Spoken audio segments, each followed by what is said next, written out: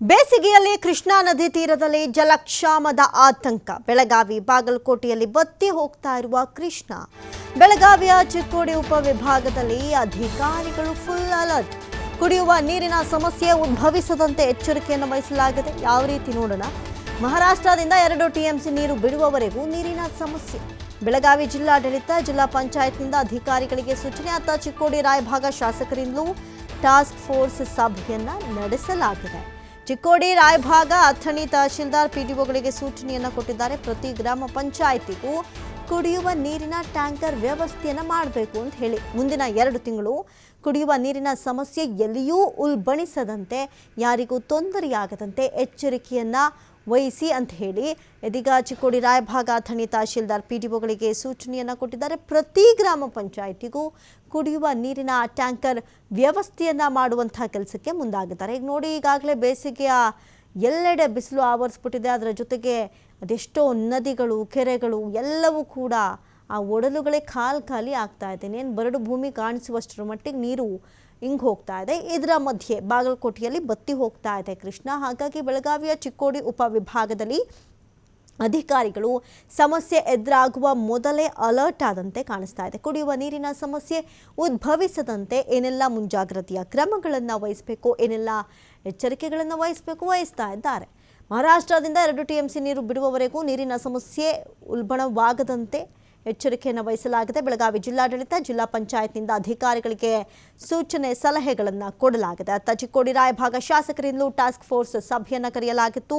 ಚಿಕ್ಕೋಡಿ ರಾಯಭಾಗ ಅಥಣಿ ತಹಶೀಲ್ದಾರ್ ಪಿಡಿಒಗಳಿಗೆ ಸೂಚನೆಯನ್ನು ಕೊಟ್ಟಿದ್ದಾರೆ. ಪ್ರತಿ ಗ್ರಾಮ ಪಂಚಾಯಿತಿಗೂ ಕುಡಿಯುವ ನೀರಿನ ಟ್ಯಾಂಕರ್ ವ್ಯವಸ್ಥೆ ಮಾಡಿ ಅಂತ ಹೇಳಿ ಮುಂದಿನ 2 ತಿಂಗಳು ಯಾರಿಗೂ ಎಲ್ಲಿಯೂ ಕುಡಿಯುವ ನೀರಿಗೆ ಸಮಸ್ಯೆ ಆಗದಂತೆ ನೋಡ್ಕೊಳ್ಳಿ ಎನ್ನುವಂಥ ಎಚ್ಚರಿಕೆಯ ಸಂದೇಶವನ್ನು ಕೊಟ್ಟಿದ್ದಾರೆ.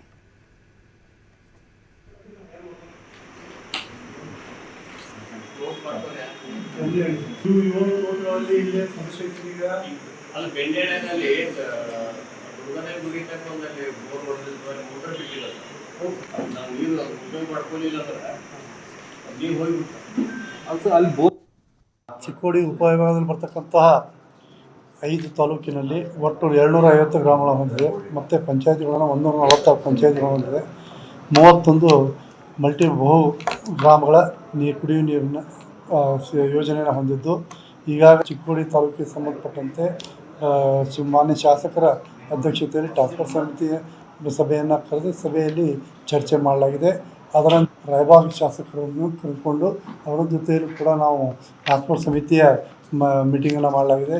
ಕುಡಿಯುವ ನೀರಿನ ಸಮಸ್ಯೆ ಬಗ್ಗೆ ಬರ್ತಕ್ಕಂಥ ಬಹು ಗ್ರಾಮಗಳ ಯೋಜನೆಯಲ್ಲಿರ್ತಕ್ಕಂಥ ನಾಗರಮೊಳಿ ಹೋಬಳಿ ರಾಯಬಾಗ ಮತಕ್ಷೇತ್ರದಲ್ಲಿ ಬರ್ತಕ್ಕಂಥ 11 ಗ್ರಾಮ ಪಂಚಾಯಿತಿಗಳಿಗೆ ನಾಗರಮೊಳಿ ಹೋಬಳಿ ಕುಡಿ ನೀರಿನ ಸಮಸ್ಯೆ ಬರಬಾರ್ದು ಅನ್ನೋ ದೃಷ್ಟಿಯಿಂದ AC ಅವರು, ತಹಶೀಲ್ದಾರ್ ಅವರು, ನಾವು ಎಲ್ಲ PDOಗಳು ಕರ್ಕೊಂಡು ಮತ್ತು ಇನ್ನುಳಿದ ಅಧಿಕಾರಿಗಳು ಕರ್ಕೊಂಡು ಸಭೆಯನ್ನು ಮಾಡಿದ್ದೆವು.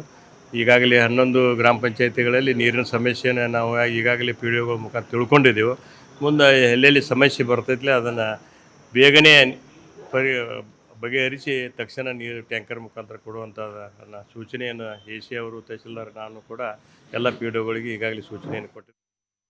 ಈ ಬಗ್ಗೆ ಮತ್ತಷ್ಟು ಮಾಹಿತಿಯನ್ನು ಕೊಡ್ತಾರೆ ದೂರವಾಣಿ ಸಂಪರ್ಕದಲ್ಲಿ ಪ್ರತಿನಿಧಿ ಶ್ರೀಧರ್ ಕೋಟಾರಗಸ್ತಿ. ಶ್ರೀಧರ್, ಈಗ ಬೇಸಿಗೆಯ ಬಿಸಿಲಿನ ನಡುವೆ ಎಲ್ಲ ನದಿಗಳು ಕೂಡ ಈಗಾಗಲೇ ಬತ್ತಿ ಹೋಗ್ತಾ ಇದೆ. ಸದ್ಯಕ್ಕೆ ಈಗ ಏನೆಲ್ಲ ಡಿಸಿಷನನ್ನು, ಅಲ್ಲಿನ ಸೌಕರ್ಯಗಳನ್ನು ಏನೆಲ್ಲ ಮಾಡುವಂಥ ನಿಟ್ಟಿನಲ್ಲಿ ಯೋಜನೆ ಕೈಗೊಂಡಿದ್ದಾರೆ ಶ್ರೀಧರ್? ಪ್ರಮುಖವಾಗಿ ಹೇಳ್ಬೇಕಂದ್ರೆ ಉತ್ತರ ಕರ್ನಾಟಕದಲ್ಲಿ ಪ್ರಮುಖವಾದಂತಹ ನದಿ ಅಂದ್ರೆ ಕೃಷ್ಣಾ ನದಿಯ ಒಡಲು ಈಗ ಸಂಪೂರ್ಣವಾಗಿ ಬತ್ತಿ ಹೋಗಿರ್ತಕ್ಕಂಥ ಹಿನ್ನೆಲೆಯಲ್ಲಿ ಈಗ ಕೃಷ್ಣಾ ನದಿ ತೀರದಲ್ಲಿ ಈಗ ಜಲಕ್ಷಾಮದ ಆತಂಕ ಉಂಟಾಗಿದೆ. ಅದರಲ್ಲೂ ಪ್ರಮುಖವಾಗಿ ಬೆಳಗಾವಿ ಜಿಲ್ಲೆ ಮತ್ತು ಬಾಗಲಕೋಟೆ 2 ಜಿಲ್ಲೆಯಲ್ಲಿ ಇದರ ಬಹುಮುಖ್ಯವಾಗಿ ಇದರ ಎಫೆಕ್ಟ್ ಕಂಡು ಬರುತ್ತೆ. ಹಾಗಾಗಿ ಈಗ ಚಿಕ್ಕೋಡಿ ಉಪವಿಭಾಗದಲ್ಲಿ ಬರ್ತಕ್ಕಂಥ 5 ತಾಲೂಕುಗಳೇನಿದಾವೆ, 5 ತಾಲೂಕುಗಳಲ್ಲಿ ಪ್ರಮುಖವಾಗಿ ಚಿಕ್ಕೋಡಿ ಮತ್ತು ರಾಯಬಾಗ್ ಹಾಗೂ ಅಥಣಿಯಲ್ಲಿ ಇದರ ಒಂದು ಎಫೆಕ್ಟ್ ಹೆಚ್ಚಿನ ಪ್ರಮಾಣದಲ್ಲಿ ಕಂಡು ಬರ್ತಕ್ಕಂಥದ್ದು. ಹಾಗಾಗಿ ಈಗಾಗಲೇ ಏನಂದ್ರೆ ಸ್ಥಳೀಯ ತಹಶೀಲ್ದಾರ್ಗಳಾಗಿರ್ಬೋದು, ಜೊತೆಗೆ ತಾಲೂಕ್ ಪಂಚಾಯತಿ EOಗಳಾಗಿರ್ಬೋದು ಮತ್ತು ಆಯಾ ಗ್ರಾಮ ಪಂಚಾಯತಿ PDOಗಳಿಗೆ ಈಗಾಗಲೇ ಒಂದು ಖಡಕ್ ಸೂಚನೆಯನ್ನು ಕೂಡ ಕೊಟ್ಟಿರ್ತಕ್ಕಂಥದ್ದು. ಆಯಾ ಗ್ರಾಮ ಪಂಚಾಯತಿ ವ್ಯಾಪ್ತಿಯಲ್ಲಿ ಒಂದು ಟ್ಯಾಂಕರ್ ವ್ಯವಸ್ಥೆ ಮಾಡ್ಕೊಳ್ಬೇಕು ಮತ್ತು ಎಲ್ಲೆಲ್ಲಿ ಕುಡಿಯುವ ನೀರಿನ ಸಮಸ್ಯೆ ತಕ್ಷಣ ಉಲ್ಬಣಗೊಳ್ಳುತ್ತೋ ಅಲ್ಲಿ ಟ್ಯಾಂಕರ್ ಮೂಲಕ ಕುಡಿಯುವ ನೀರನ್ನ ಪೂರೈಕೆ ಮಾಡಬೇಕು ಅನ್ನೋ ಒಂದು ಸೂಚನೆಯನ್ನು ಕೊಡಲಾಗಿದೆ. ಅದರ ಜೊತೆಗೆ ಏನಂದ್ರೆ ಒಂದ್ ವೇಳೆ ಏನು ಸರ್ಕಾರಿ ಬೋರ್ಗಳು ಏನಾದ್ರು ಬತ್ತಿ ಹೋಗಿದ್ರೆ, ಅಂತರ್ಜಲ ಮಟ್ಟ ಕುಸಿದಿದ್ರೆ, ಅಥವಾ ಅಲ್ಲಿ ಆ ಊರಿನಲ್ಲಿರತ್ತ ಸುತ್ತಮುತ್ತ ಪ್ರದೇಶದಲ್ಲಿರ್ತಕ್ಕಂಥ ಖಾಸಗಿ ಬೋರ್ಗಳಿಂದ ಅದನ್ನು ಕೂಡ ಒಂದು ಹೈರ್ ಮಾಡುವಂತ ಕೆಲಸವನ್ನು ಮಾಡ್ಬೇಕಂತ ಒಂದು ಸೂಚನೆ ಕೊಟ್ಟಿರ್ತಕ್ಕಂಥದ್ದು. ಇನ್ನೊಂದು ಪ್ರಮುಖವಾದಂತ ಅಂಶ ಏನಂದ್ರೆ, ಮಹಾರಾಷ್ಟ್ರದ ಕೊಯ್ನಾ ಜಲಾಶಯದಿಂದ 2 TMC ನೀರನ್ನ ಈಗಾಗಲೇ ಬಿಡುಗಡೆ ಮಾಡುವಂತೆ ಈಗಾಗಲೇ ಏನು ಬೆಳಗಾವಿ ಜಿಲ್ಲಾಡಳಿತ ರಾಜ್ಯ ಸರ್ಕಾರದ ಮೂಲಕ ಏನು ಒಂದು ಮನವಿಯನ್ನು ಕೂಡ ಸಲ್ಲಿಕೆ ಮಾಡಿರ್ತಕ್ಕಂಥದ್ದು. ಹಾಗಾಗಿ ಸರ್ಕಾರದ ಪ್ರಧಾನ ಕಾರ್ಯದರ್ಶಿ ಆಗಿರ್ತಕ್ಕಂಥ ಶಾಲಿನಿ ರಜನೀಶ್ ಅವರಿಗೆ ಸ್ವತಃ ಒಂದು ಮಹಾರಾಷ್ಟ್ರದ ಸರ್ಕಾರದ ಜೊತೆಗೆ ಒಂದು ಕೋಆರ್ಡಿನೇಷನ್ ಮಾಡುವಂತೆ CM ಸಿದ್ದರಾಮಯ್ಯ ಕೂಡ ಸೂಚನೆ ಕೊಟ್ಟಿರ್ತಕ್ಕಂಥದ್ದು. ಮಹಾರಾಷ್ಟ್ರದ ಕೊಯ್ನಾ ಜಲಾಶಯದಿಂದ 2 TMC ನೀರು ಬರೋವರೆಗೂ ಕೂಡ ಏನಂದ್ರೆ ಮುಂದಿನ 2 ತಿಂಗಳ ಕಾಲ ಈ ಒಂದು ಉತ್ತರ ಕರ್ನಾಟಕದಲ್ಲಿ ಕೃಷ್ಣಾ ನದಿ ತೀರದಲ್ಲಿ ಬರ್ತಕ್ಕಂಥ ಏನು ಗ್ರಾಮಗಳಿದಾವೆ ಅಲ್ಲಿ ಕುಡಿಯುವ ನೀರಿನ ಸಮಸ್ಯೆ ಎದುರಾಗುತ್ತೆ. ಈಗ ಇರ್ತಕ್ಕಂಥ ನೀರುಗಳೇನಾದ್ರೆ ನೀರಿದೆ ಅದನ್ನ ಕೇವಲ ಕುಡಿಯೋದಕ್ಕೆ ಜನ ಮತ್ತು ಜಾನುವಾರುಗಳಿಗೆ ಮಾತ್ರ ಬಳಕೆ ಮಾಡೋದಕ್ಕೆ ಒಂದು ಸೂಚನೆ ಕೊಡ್ತಾ ಇದ್ದಾರೆ. ಯಾಕಂದ್ರೆ ಕೃಷಿ ಚಟುವಟಿಕೆಗೆ ಈ ನೀರನ್ನ ಬಳಕೆ ಮಾಡಿದ್ರೆ ಮುಂದಿನ 2 ತಿಂಗಳು ನಿಭಾಯಿಸೋದು ತುಂಬಾ ಕಷ್ಟಕರ ಅನ್ನುವಂತ ಹಿನ್ನೆಲೆಯಲ್ಲಿ ಈಗಾಗಲೇ ಏನು ಆಯಾ ನದಿ ಪಾತ್ರದಲ್ಲಿ ಇರ್ತಕ್ಕಂಥ ಅಧಿಕಾರಿಗಳಿಗೆ ಒಂದು ಅಲರ್ಟ್ ಮಾಡುವಂತ ಕೆಲಸವನ್ನ ಈಗ ಜಿಲ್ಲಾಡಳಿತ ಮತ್ತು ಜಿಲ್ಲಾ ಪಂಚಾಯಿತಿಯ ಏನು DC ಮತ್ತು CO ಅವರು ಮಾಡಿರ್ತಕ್ಕಂಥದ್ದು.